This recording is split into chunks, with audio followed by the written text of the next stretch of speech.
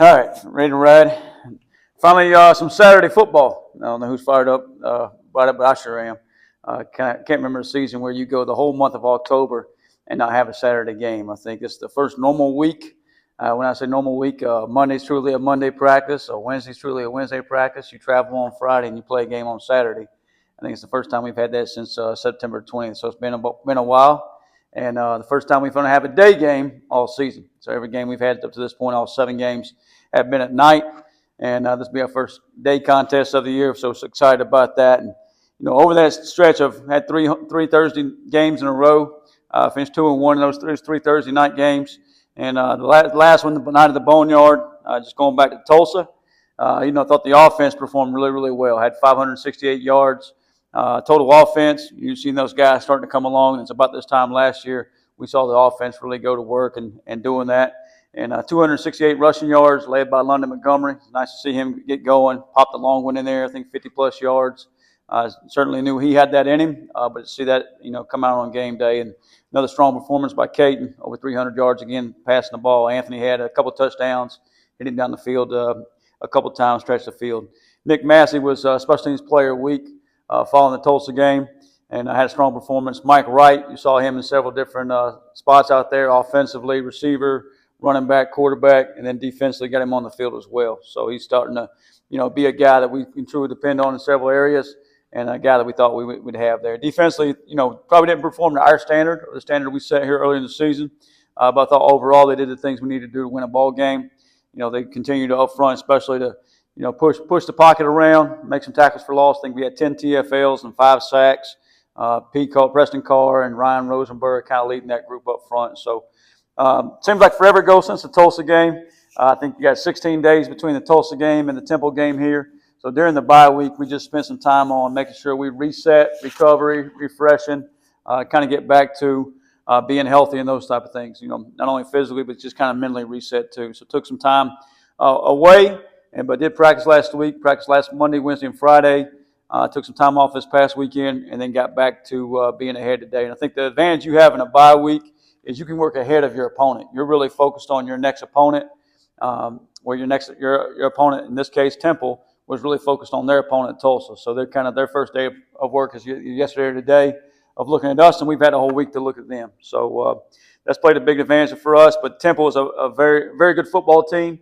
Could easily, they're 5-3 right now, I believe. Could easily be 6-2. Had a chance to beat Navy, an undefeated Navy. Scored at the end of the game. If they probably just, put the ball in the middle of the field and kick a field goal, they'd probably win that football game. And they're sitting here, already bowl eligible in the top of our conference. Offensively, they're averaging 33 points a game, about 175 on the ground, about 216 in the air. The most impressive thing is their turnover margin this season. They've only turned the ball over 1 time all season. The quarterback has 0 interceptions. And they've only had 1 fumble. And then on the other side of the ball, they've gained 11. So done a pretty good job with that. I think offensively, Evan Simon, quarterback we played against last year, he's a veteran. He's a transfer from Rutgers. I believe he's a 5th-year senior. Is doing a really good job of commanding that offense, operating the offense, not only making good decisions with the football in the air, but I think in the ground game too. He's adding to that with his legs, whether it be in the scramble or just the zone read type stuff. He's pulling the football down and doing some good things with it. The tailback, I think he just went over 3,000 yards, Jay Ducker, 3,000 yards in his career. He does a really good job. He's got 5'10", 210 pounds.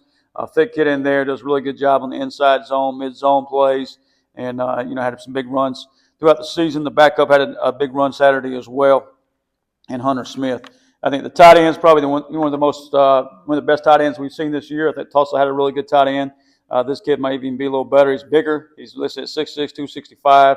I think he's caught about 25 balls this year and doing a really good job. And then number 11, Hollowayne had 3 receiving touchdowns on Saturday against Tulsa. So on the defensive side of the ball, it's led by Brian Smith, the defensive coordinator. I thought he was at Rice previously and gives you different multiple looks, 4 down, 3 high safety, and doing some things there. He's holding opponents to 189 yards in the air. So obviously, Caton's doing a really good job in the air right now, throwing the ball around. But they're giving multiple looks, doing some things over there defensively. I think the pass rusher up front for them is Cameron Stewart. We got to keep an eye on and know where he's at in some passing situations. Then in the special teams game, Their place kicker's got good range. They attempted a 61, 62-yard kick against Georgia Tech, just fell short. He had a 53 or 54-yard field goal this past weekend in Hardin. And then their punter, I think he's one of the best punters in our league, and did a really good job of pinning Tulsa deep inside the 5-yard line twice this weekend.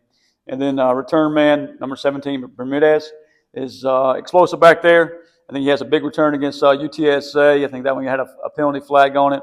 Got a little loose for about 10 yards this past weekend against Tulsa, and then has some big returns against Charlotte. I think he's averaged about 15 yards return. So all in all, a very good football team. Coach Casey Killer is a veteran at this thing. He's been around a long time, does a heck of a job, and just really has turned that whole program around up there. Has got excitement back in, got those guys playing hard, and respect the heck out of what he's done up there in a short amount of time.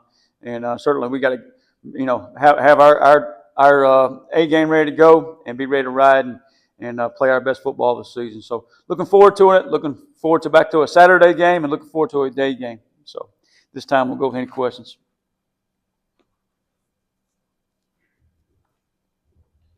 Coach, 16 days between games is a long time. How do you balance, obviously, getting the guys fresh, but also going live to keep kind of that game speed so when it ramps back up, they're ready for it? Yeah, thanks, Stephen, for the question. My 16 days of the bye week here, I watched a lot of October baseball.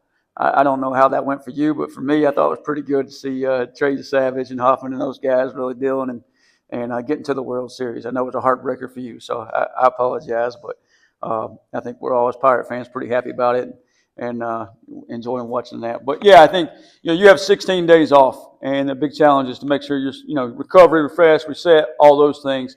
But when you go out to play, it's not like you haven't played for 16 days. You're picking up back where you left off. I think some of that is resetting and refreshing and making sure you are back in that mode. And then we just got to foot on the gas. It's a normal practice week. Make sure we're going to practice and physical. Make sure we're practicing fast, and make sure we're preparing to win. Make sure we're earning the right to win. No different than any other week. So you'll do some good things like normal. I think the best thing we've done is get ahead of ourselves a little bit and have time to do that and still staying fresh. And come Saturday, we got to make sure we're ready to go, foot on the gas, start fast. Coach, Temple's a team that's put some points on the board this year. Defensively, what are kind of the keys to stopping that attack? Yeah, I think they're averaging about 33 points a game, and I think it starts with the run. I say it starts with the run game for them. They've done a really good job of that throughout the season. But Saturday, they hit it through the air. They're explosive plays down the field, and I thought they took more shots down the field. After a made first down or in the shot zone, he's putting the ball down the field. So we got to do a good job staying on top of those receivers and having a plan for that. And then at the same time, make sure we shut down the run game. So they're a very balanced attack, doing a better job, especially later in the season here, of doing that. But we got to do a great job tackling. I think we've done a pretty good job tackling up to this point. I think that running back's a load, and quarterback certainly can pull and hurt you. So we got to be sound in our responsibilities and certainly stay on top of the pass game at the same time. Coach, you mentioned the turnover margin. And yeah. That's just something that's standing out as far as nationwide for them in that category. I mean, 0 picks for a quarterback at this time of year. Yeah.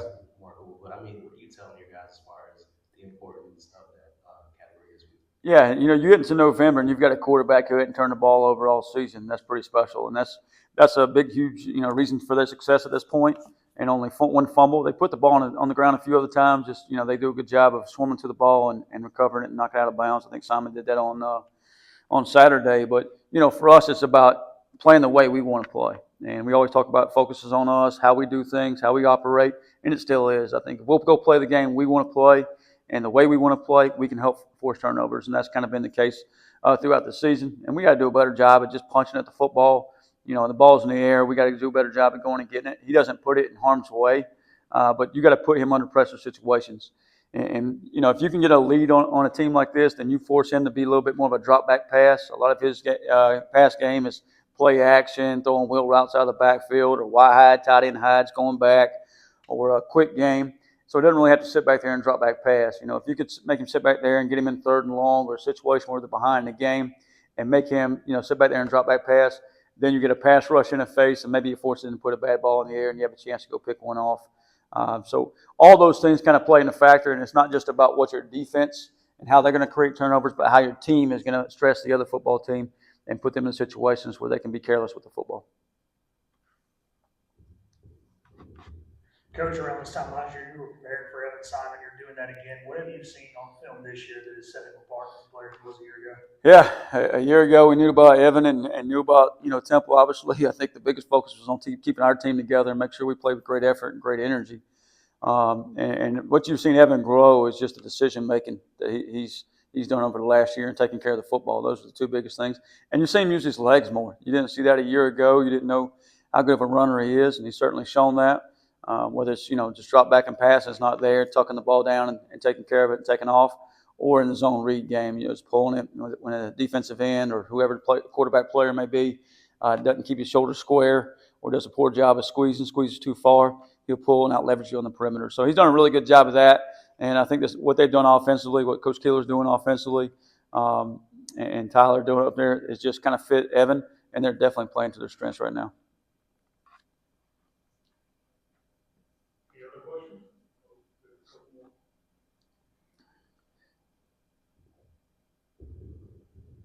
From the beginning of the season to now, you've seen kind of the passing game, it feels like, as Anthony Smith, Yannick have really emerged. What have you seen from the connection between them and Gaten as far as week one? Yeah, I think it's the deep ball down the field. I think in week one, I couldn't tell you exactly how many passing yards, but I think they were pretty up there, over 300. So I thought, Caton was really doing a great job early in the season, taking care of the football and making good decisions and continue to show you that he does that at times. And then here recently, I think Anthony just stretched and taking the top off of it, getting behind receivers. And that opens up the whole thing. We talked about that before, how it all goes together. The run game helps that out as well. I think early in the season, game one, we did a great job running the football. And we kind of, progressed throughout the season. That's not just the running backs doing a better job of seeing it or hitting it, but also the O-line playing together. I thought Panda did a great job of just in there as another guy in there, kind of playing along. And we've had some guys kind of banged up. Bryce is out right now, and hopefully get him back sooner than later. But that group up front continue to be a strength. And we got to continue running football against Temple as well. So all that kind of goes together. The fact that Anthony's kind of connecting with those guys down the field and putting it on Anthony, just giving him a chance to go run under it and getting those guys behind those guys kind of helps open up the short intermediate game as well as the run football, rushing the football as well. Coach, with Josiah Robinson, he's obviously been through a lot of injuries prior to this. What's it been like kind of seeing him come to his own this year after waiting his time? Yeah, all those guys like that, like JR is just a perfect example of guys that kind of, they battle through injury throughout their career. They get caught maybe down the lineup after they had an injury or two. They're a 3 or a 2, don't get as many reps. And all of a sudden, Josiah, he's a starter for us right now and playing his tail off and playing hard. Doesn't really say much. He just goes to work every single day and, playing physical in there and doing a good job. So just happy for him and happy for so many others. Zay McGyver's still kind of battling back right now, but hopefully get him back soon and he can kind of add to that D-line room. If you go back to game one, I thought he probably outplayed everybody in the D-line room. Certainly been missing him, so hopefully have him back soon. He's definitely trending that way. But JR has been a bright spot. And, obviously last game I think was the first game we were out without Rashid Reason at corner. He'll hopefully have him back end of the season here. But some other guys I thought stepped up, did a good job out wide, and kind of continue to do that by committee. So all those older guys, just battling around, kind of earning their right to play, earning their reps, and then taking the advantage of them. And it truly is next guy up, next man up. We talk about selfless guys all the time, and I think if you look at J.D. Lampley, is a guy that started on the edge early in the season. We've had to move him inside, and he's doing whatever he can do to help the team. And that's the type of guys you want. Brock Spalding's another one. That's, he's not worried about all these other factors out here. He's worried about how can I help the football team. He plays inside, plays outside. He runs the football. He blocks on the perimeter. He chases the football. Panda just mentioned, selfless, chases the football. And those are guys, they can be contagious. More and more guys kind of follow that step of being selfless, playing their tails off, running the football, and help us win football games. We talk about November and keeping November a month to remember for our fans and our program.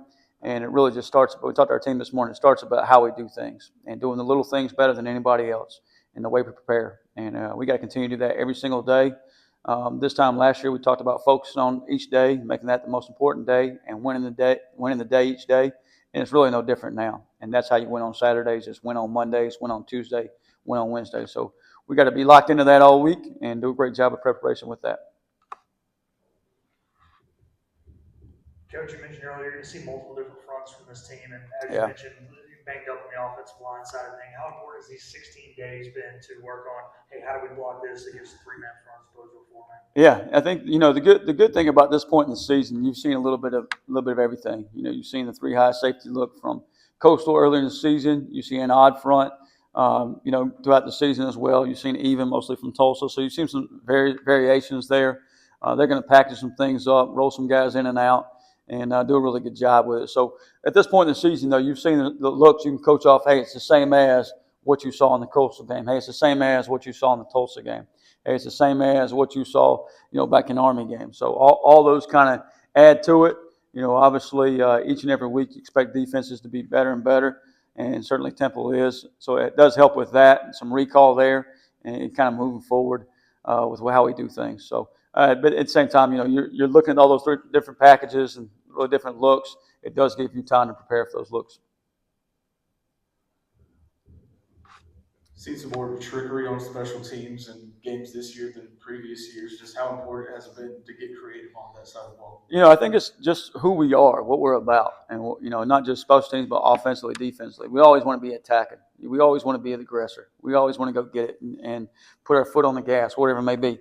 Well, defensively, like for me and Coach Aldridge, that's like, hey, let's go put pressure on them. Let's go have 10 TFLs. Let's go have 5 sacks. And you can't do that by not bringing pressure, not bringing guys, or not playing vertical up the field. Offensively, we want to hit big plays down the field to Anthony Smith. Well, you can't do that if you're not going to take shots. And you can't put a defense under stress if you're not going tempo and do some things like that, or motion and formation and speed huddle breaks and all those type of things. So the special teams just fits into that. How do we want to take advantage of the other football team and help us win football games? Be aggressive on special teams, whether it's a surprise onside kick, a little pop pass, whatever it was against Tulsa and Tulane there, or if it's a fake looking back at game 1. So all those things kept kind of help play a factor in who we want to be and be aggressive, and maybe push the other team in kind of reaction mode. We definitely don't want to react; we want to attack. So that's just kind of our mindset in all 3 phases and how we want to be as a football team. I think you've seen that in how we've attacked 4th down throughout the season, and I think there's obviously there's analytics to tell you to do certain things, and there's also gut feelings to tell you to do certain things, and you got to do what's best for your football team to help you win games. I think 4th down is an area where we've got to be a little better. We've been really good on 3rd down. We got to carry that success over to 4th down and make sure we go finish drives and give ourselves opportunities to go put some more points on the board. Coach, I saw you picked up a pretty big recruit over the break. Yeah. What does Rowdy Harrell show you on film? Yeah, so Rowdy is ready to get rowdy and dowdy, and certainly adds another family member to the house. And she was at practice day and running around. I think she might be the real QB1 out there. Don't tell Kaiten that. But yeah, that's been a lot of fun just for our household, and waking up in the middle of the night, it's like you have another baby out there. But I was just talking to our coaches this morning. We do a thought of the day, and I was telling them about what's going on in our household and Rowdy and those things, and talking about teaching to a new pup, or how you bring along and train a new pup is really like the same teaching as some of the things you do for our players, and positive reinforcement, and the man who think he can't and the man think he can are both right, and just positive reinforcement our players. So when it comes time to make a play, they know they can make that, and you build that confidence, you build that reinforcement through reps in practice, and we've done that and feel really good about where we're at, and really excited about the new pup as well. My daughter's going to turn her into a house pet. I'm trying to turn her into a hunting dog, so we'll see who wins that one. I got a feeling I know who's going to win.